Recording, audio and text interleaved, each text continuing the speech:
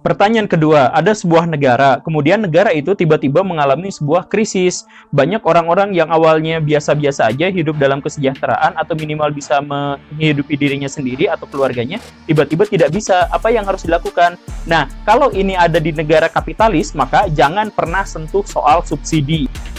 Oprek aja itu fiskalnya, tapi rakyat jangan pernah disubsidi atau jangan dikasih hal-hal bantuan seperti itu, tunjangan, BLT semua jangan dikasih. Kenapa? Karena gini nih Baraya, kalau ada dua fakir miskin, dua-duanya tukang dagang batagor katakanlah, yang satu laku karena rasanya enak, yang satu tidak laku karena rasanya tidak enak.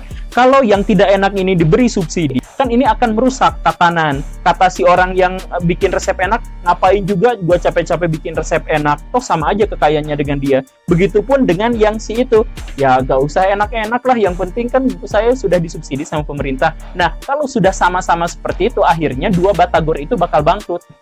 Karena dua-duanya, yang satu malas kerja gara-gara sama dengan yang itu, yang satu lagi malas bekerja karena disubsidi. Nah, jadi subsidi itu haram dalam dunia kapitalis ekstrim.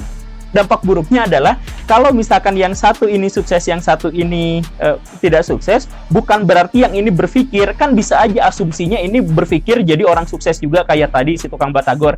Tapi juga bisa aja kan, wah ini iri, jadi ini malah ngancem ke si ini, supaya ini jadi, ayo, resep lu jadi nggak enakin juga dong kayak gua gitu. Kan bisa aja seperti itu. Dan akhirnya ini bisa memunculkan kriminalitas, kekerasan, ketidaknyamanan, dan lain sebagainya gitu.